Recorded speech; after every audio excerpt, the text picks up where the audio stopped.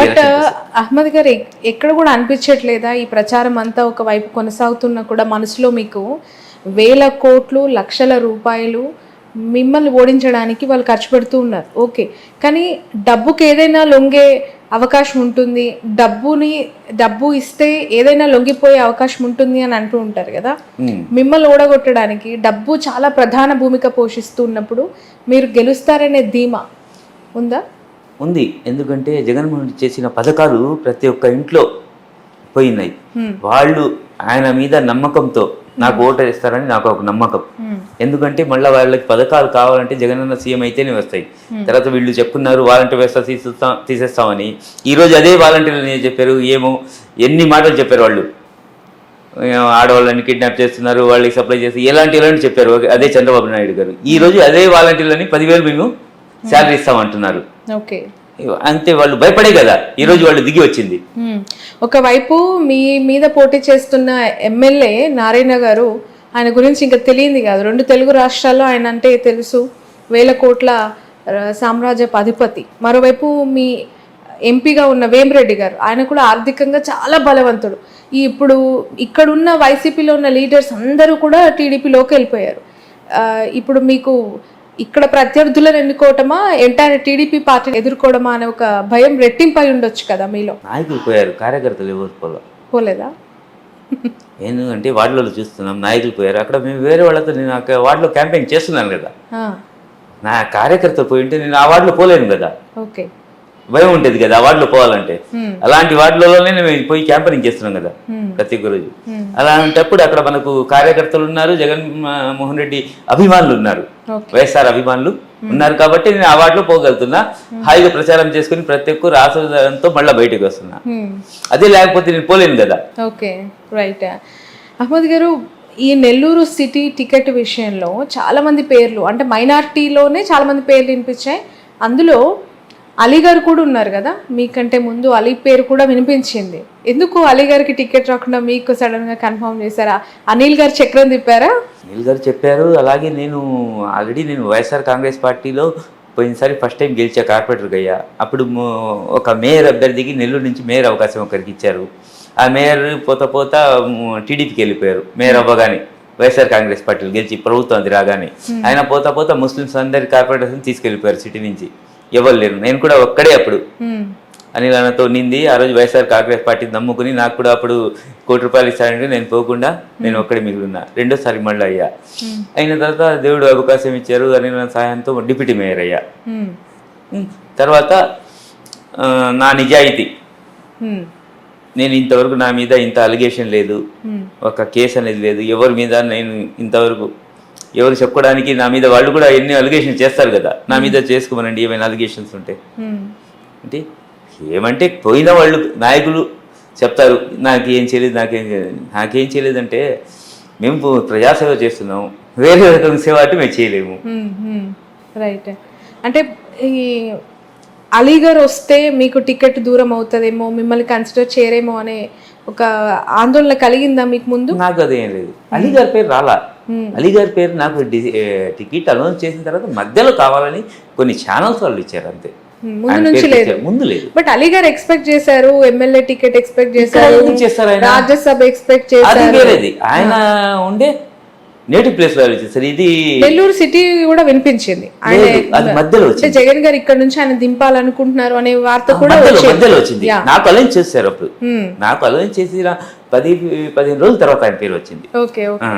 మధ్యలో జరుగుతున్నాయి కదా, అప్పుడు ఆయన పేరు వచ్చింది. అప్పటికి నేను క్యాంపెయిన్ కూడా స్టార్ట్ చేస్తున్నా. ఆయన పేరు చెప్పుకొచ్చాడు. మనకి ఏం భయం అనేది చేయలేదు. దేవుడు ఎవరికి ఇచ్చిన పార్టీలు ఉన్నప్పుడు లాయల్టీగా పార్టీకి వర్క్ చేయాలా, ఎవరికి ఇచ్చినా నేను చేసేవాడిని. నాకు ఇది నేను సీట్ కావాలని ఎప్పుడు ఆశించలేదు, నేను ఎమ్మెల్యే కావాలని నాకు స్తోమత అంత లేదు. చెప్పారా ఈ విషయం జగన్ గారికి?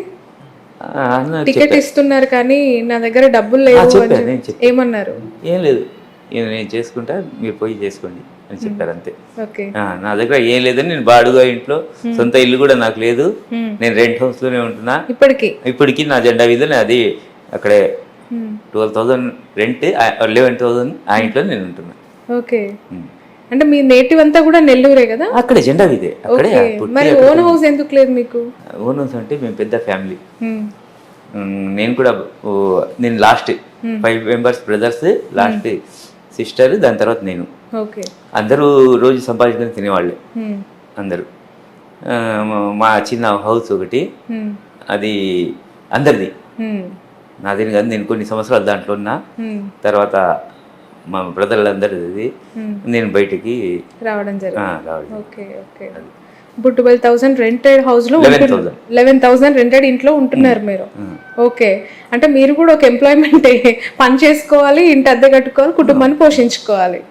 నేను బంగారు పని చేసేవాడిని. నేను పని చేసేప్పుడు బాగా ఏం పని చేసేవారు? గోల్డ్ వర్క్, చెక్కుడు పని, డిజైన్ చెక్కుతా. ఓకే. ఇప్పుడు మీ హ్యాండ్ ఇది ఉంది కదా, దాంట్లో డిజైన్ చెక్కుతా, చేత్తో షైనింగ్ ఉంటుంది కదా, మెరుస్తుంటది, అది మేము చెక్కేది. ఏమి హ్యాంగింగ్స్ కానీ మొత్తం చెక్కుతాం. Okay okay. అంటే నగల షోరూమ్ లో పనిచేసేవారు? మా ఓన్ షాప్, మేము చెక్కుతాం. వాళ్ళు నగలు తయారు చేసేవాళ్ళు మాకు తెచ్చి ఇస్తారు. ఓకే. ఏ డిజైన్ కావాలో అది మీరు చెక్కుతాం. డిజైన్ దాంట్లోనే ఉంటుంది, దాన్ని మేము చెక్కి దాన్ని ఇంకా డిజైన్ చేస్తాం. ఓహో, ఓకే ఓకే. మీ ఫ్యామిలీ అంతా ఇదే మీరు ఒక్కరే? నేను ఒక్కరే. ఓకే. మరి రాజకీయాలకు రావాలని ఎందుకు అనిపించింది మీకు? నేను చిన్నప్పటి నుంచి డివైఎఫ్ఐలో పనిచేసా.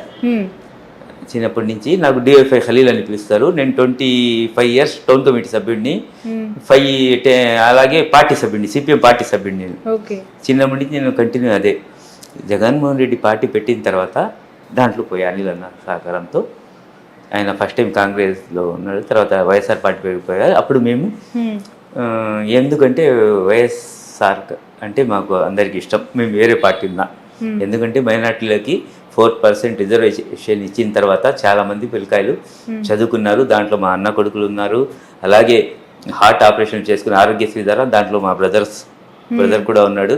అందుకోసం ఆయన చేసిన పథకాల ద్వారా ఒకప్పుడు హార్ట్ ఆపరేషన్ అంటే డబ్బులు లేక ఎవరు చేసుకునేవాళ్ళు, చనిపోయేవాళ్ళు కదా. అలాగే ఆరోగ్యశ్రీ పెట్టిన తర్వాత వైఎస్ రాజశేఖర రెడ్డి ఆయన పుణ్యంతో చాలామంది హార్ట్ ఆపరేషన్ అప్పుడు తెలిసాయి, మేము ఫ్రీగా చేసుకోవచ్చు అని.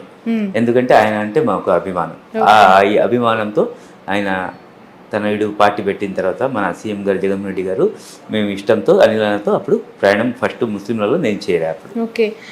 మొదటి నుంచి మీరు అనిల్ గారితోనే ఉన్నారు, డిప్యూటీ మేయర్ అయ్యారు. ఆయనని తీసి ఆ ప్లేస్ లో మిమ్మల్ని పెట్టినప్పుడు బాధేసిందా? అంటే అనిల్ గారికి సపోర్ట్ చేశాను ఇంతకాలం, ఆయనని పక్కకు పంపించేసి లేదు, అలాంటి ఏం లేదు. ఎందుకంటే నాకు తీసుకుపోయింది ఆయనే. ఓకే.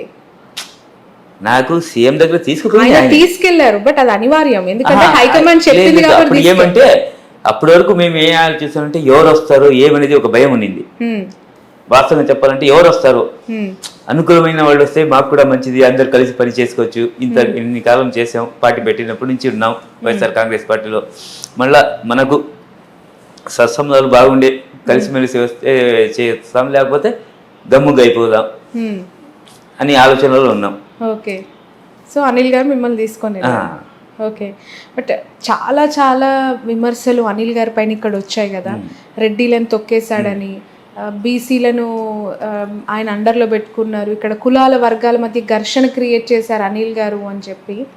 ఆయన బయటికి వెళ్ళినప్పుడు, అంటే నర్సరావుపేటకు వెళ్ళిపోయిన తర్వాత పరిస్థితులు ఇంటర్నల్ పార్టీలో చక్కబడ్డాయా, పూర్తిగా సర్దుమణిగాయా? ఇక్కడ అసలు ఇంటర్నల్ పార్టీ ఇదే ఏం లేదు. ఇక్కడ జరిగింది ఏమంటే పెద్ద మనుషులకి వాళ్ళు కొంతమంది ఇప్పుడు పార్టీ మారి వెళ్ళారే, వాళ్ళకి ఏమని వాళ్ళ దగ్గర ఈయన పోవడంలే, అది వాళ్ళకి నచ్చదు. వాళ్ళ దగ్గర రావాలా ఎవరైనా. ఆయన ఒకసారి క్షమాపణ కూడా చెప్పారు. వెనకాల మీటింగ్ పెట్టి కార్యకర్తల్లో మీరు ఏమనుకుంటున్నారు, ఏమైనా పెద్దోళ్ళు మీరు అలాగనుకుంటే నేను క్షమాపణ చెప్తాను. అదే పోయిన పెద్ద మనిషికి కూడా క్షమాపణ కూడా చెప్పారు కళ్యాణ మండపంలో, కార్యకర్తల సమక్షంలో, ఒక 2-3 వేల మంది సమక్షంలో. అది ఏంలే, వాళ్ళకి ఏమంటే ఈయనకి మంత్రి పదవి వచ్చింది, అప్పటి నుంచి కొంతమందికి ఇది ఈ యొక్క బీసీ క్యాండిడేట్కి మంత్రి పదవి ఇచ్చేసరి మేము ఆయన దగ్గర పోవాలా అని. ఈయన స్ట్రైట్గా ఉండే నాయకుడు, ఎవరితో ఇది ఉండదు, డైరెక్ట్ అయినా ఎవరి మీద అయినా అటాక్ చేస్తారు. ఇది కొంతమందికి నచ్చదు, అంతే తప్ప ఇక్కడ వేరే వాళ్ళకి ఎవ్వరికి ఇక్కడ విభేదాలు లేవు, ఏం లేవు. వైఎస్ఆర్ కాంగ్రెస్లో ఆయన ఒక పెద్ద మనిషి ఉన్నప్పుడు ఆయన పిలిచి అందరినీ కలిసేసి ఉంటే అయిపోయేది. వాళ్ళు కలవకుండా, ఎవరిని కల్పించకుండా వాళ్ళు కొన్ని రోజులు దాన్ని అలాగే లాగారు. లాస్ట్లో వాళ్ళే పార్టీ వదిలి వెళ్ళిపోయారు. ఓకే. మీరు ఇప్పుడు ప్రచారంలో తిరుగుతూ ఉన్నారు కదా, అన్ని కంప్లీట్ అయిపోయాయా? ఇల్లు గడప గడపకు తిరగటం కానీ ఇంకా ఉన్నాయి. ఇంకా ఎన్ని ఇళ్ళు తిరుగుంటారు ఇప్పటి వరకు? ఇప్పటివరకు ఎన్ని వార్డులు కంప్లీట్ చేశారు? కంప్లీట్ అనేది కాదు, వార్డులు ఒక్కొక్క బిట్ వదిలి ఉన్నా.